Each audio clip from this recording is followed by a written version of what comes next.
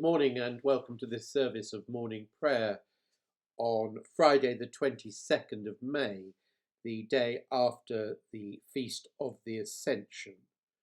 The readings this morning will be Psalm 81, Numbers 21 to 13 and Luke 7:11 to 17.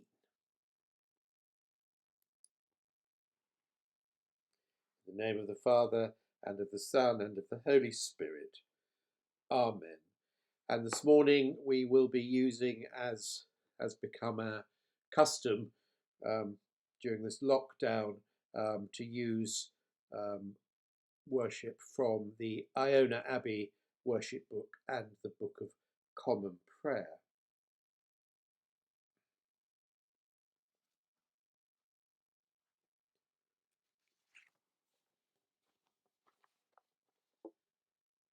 May we be wakeful at sunrise to begin a new day for you, cheerful at sunset for having done our work for you, thankful at moonrise and under starshine for the beauty of your universe, and may we add from what you have given each of us to add to your great world. The world belongs to God, the earth and all its people. How good it is, how wonderful, to live together in unity. Love and faith come together. Justice and peace join hands. If Christ's disciples keep silent, these stones would shout aloud. Open our lips, O God, and our mouths shall proclaim your praise.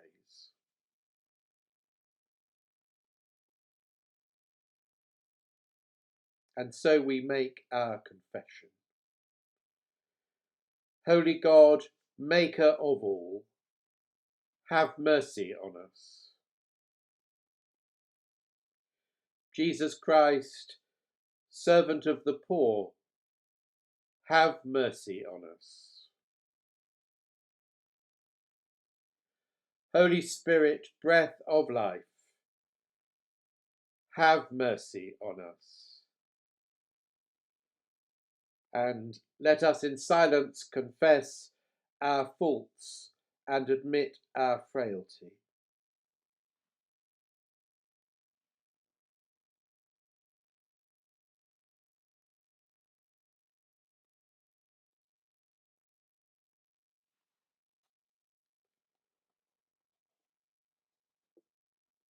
Before God, with the people of God, we confess to our brokenness in the ways we wound our lives and the lives of others and the life of the world. May God forgive us, Christ renew us, and the Spirit enable us to grow in love. Amen. And so we turn to today's readings, starting with Psalm 81.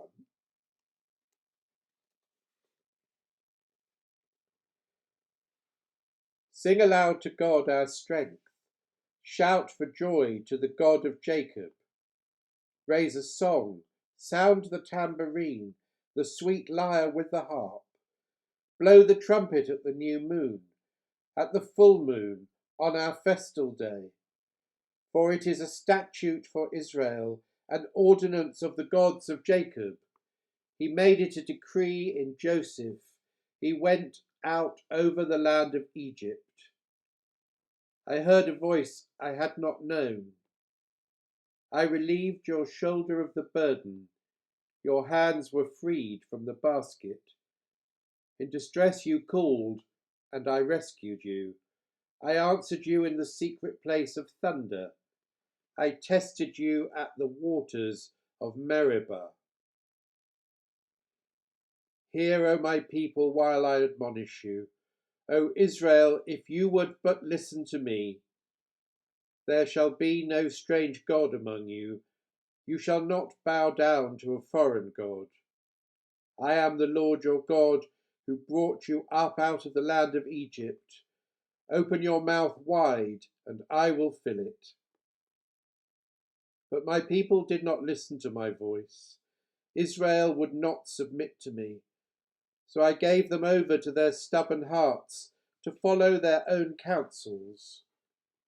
Oh, that my people would listen to me, that Israel would walk in my ways. Then I would quickly subdue their enemies and turn my hand against their foes. Those who hate the Lord would cringe before him, and their doom would last forever. I would feed you with the finest of the wheat, and with honey from the rock I would satisfy you.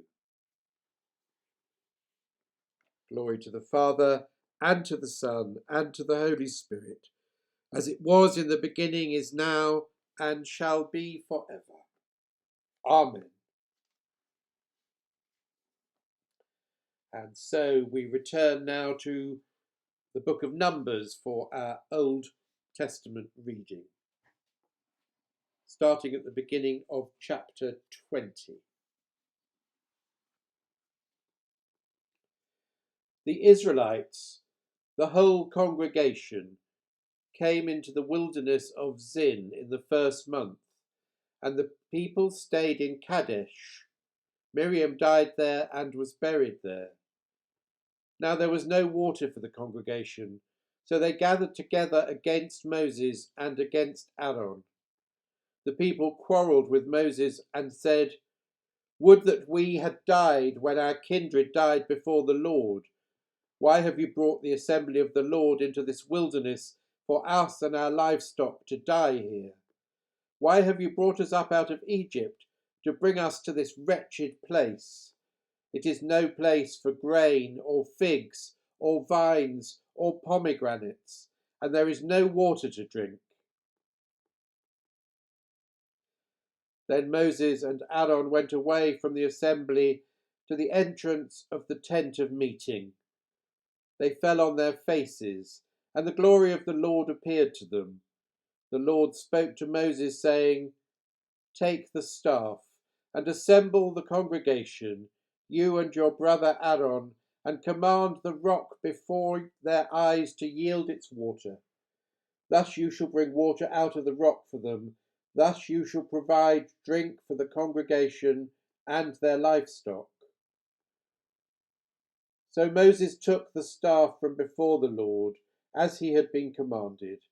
Moses and Aaron gathered the assembly together before the rock, and he said to them, "Listen, you rebels, shall we bring water for you out of this rock?" Then Moses lifted up his hand and struck the rock twice with his staff. Water came out abundantly, and the congregation and their livestock drank. But the Lord said to Moses and Aaron, "Because you did not trust in me to show my holiness before the eyes of Israelites, therefore you shall not bring this assembly into the land that I have given them. These are the waters of Meribah, where the people of Israel quarrelled with the Lord, and by which he showed his holiness."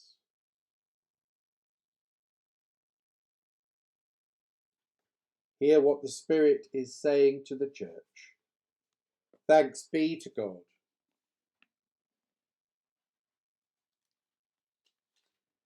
And so we continue our reading of the Gospel according to St. Luke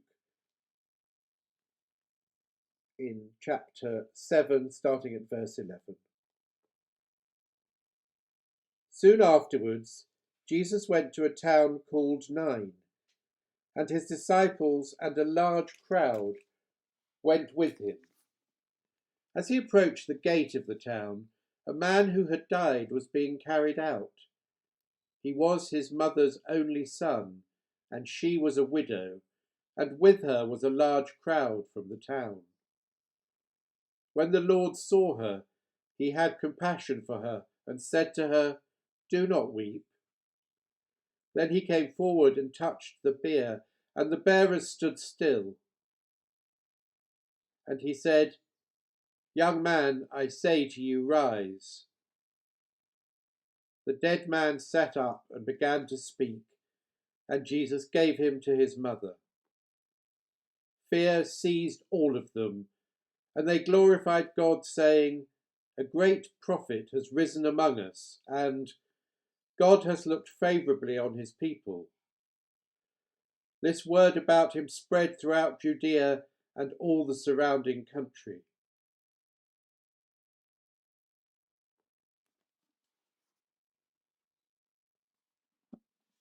This is the word of the Lord.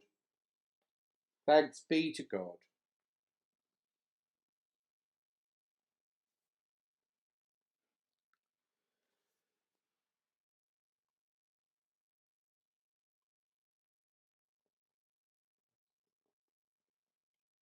So it seems that the Israelites have learned little since God caused the ground to open up and swallow the families and retinues of Korah, Dathan, and Abiram, let alone the 250 men consumed by fire.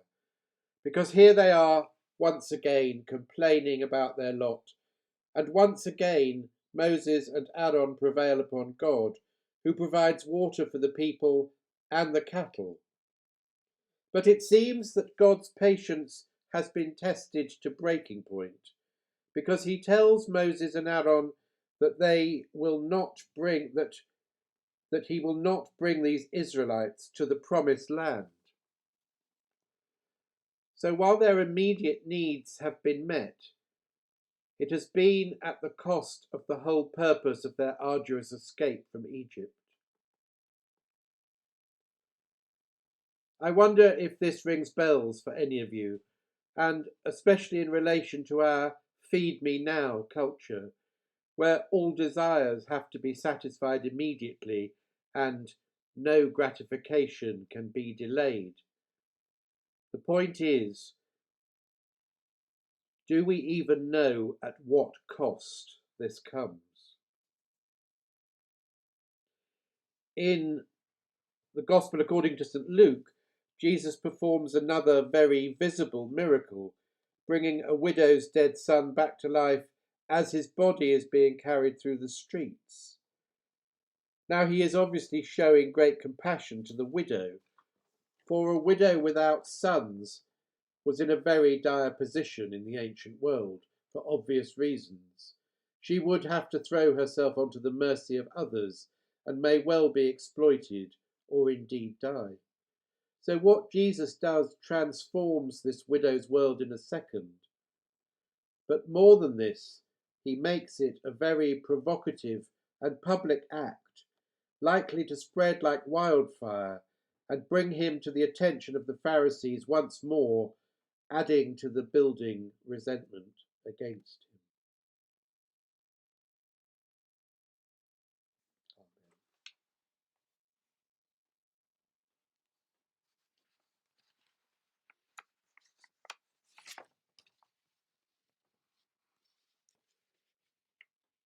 And so we turn now to our time of prayer. And this morning I will be using prayers for Ascension Tide from the Community of the Resurrection at Mirfield, written by Father Eric Simmons, with a few additions of my own. We pray as we are instructed by our lectionary between Ascension Day and Pentecost for the gifts of the Holy Spirit and for the whole of Wales.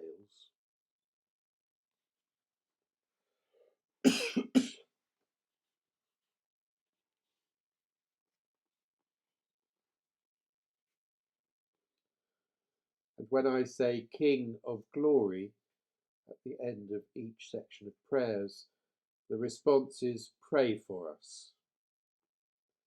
King of Glory, pray for us. Lord Christ, Saviour of the world, King of the new creation, come and rule in our hearts and set our minds on the coming of your kingdom. You are the Lord of the Church, the head of the body. Be with your people always, to the close of the age, and may the promise of the Father, the Holy Spirit, rest upon us to guide us into all truth and to make us your witnesses. King of glory, pray for us. All power has been given to you in heaven and on earth. Strengthen and support all those who suffer for truth and righteousness' sake, and who are persecuted for the sake of the gospel. King of glory, pray for us. You are the light of the world, the glory of the nations. Inspire all who bear authority in human affairs to follow your example of service and sacrifice, that through them peace, justice, and freedom may come to all people. King of glory, pray for us.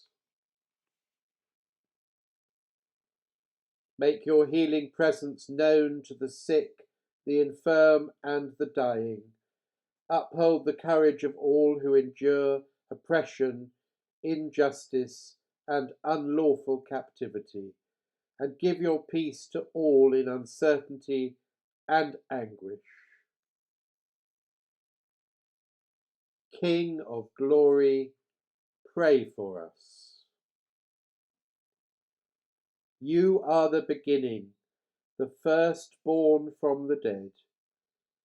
Take into your care and keeping all who have died, and bring them into the inheritance of the saints in light.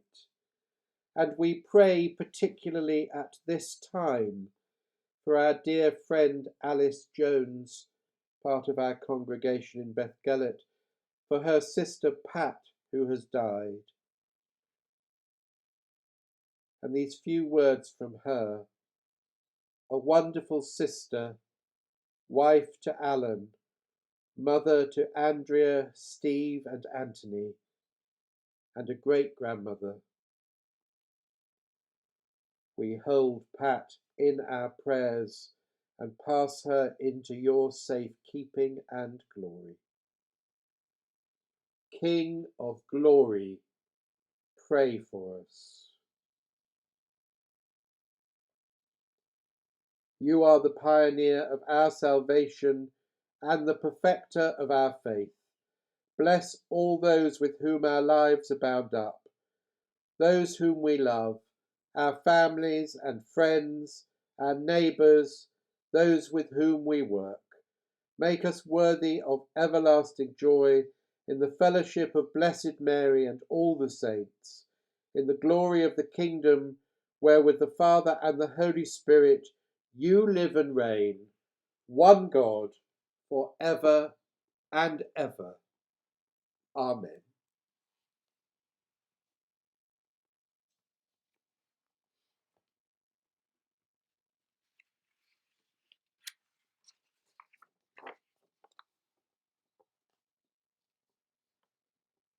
And we continue in our prayers. Move among us, O God, give us life. Let your people rejoice in you. Make our hearts clean within us. Renew us in mind and in spirit. Give us again the joy of your help. With your spirit of freedom to sustain us. And we join together those prayers and the prayers in our hearts in the words of the Lord's Prayer. Our Father, who art in heaven, hallowed be thy name.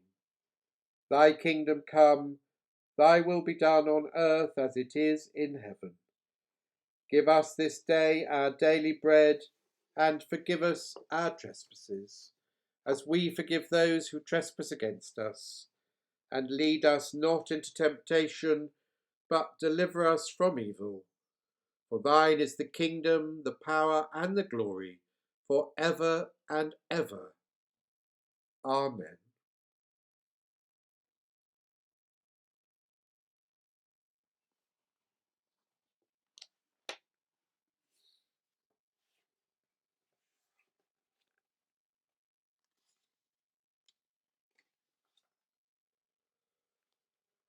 And so we turn to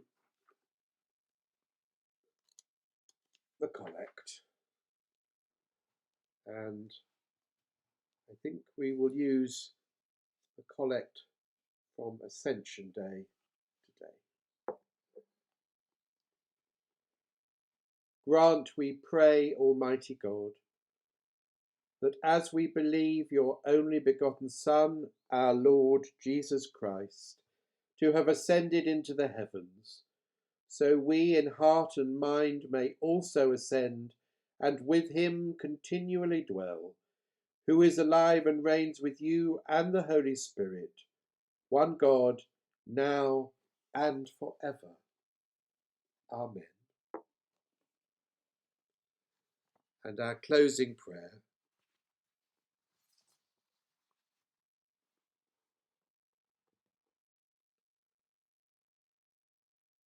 This is the day that God has made. We will rejoice and be glad in it. We will not offer to God offerings that cost us nothing. Go in peace to love and serve. We will seek peace and pursue it. In the name of the Trinity of love, God in community, holy and one. Amen.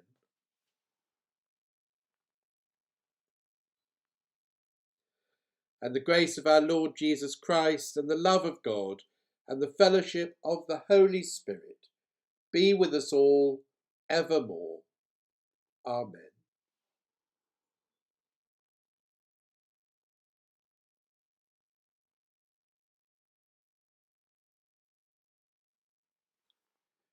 May God bless you and keep you safe.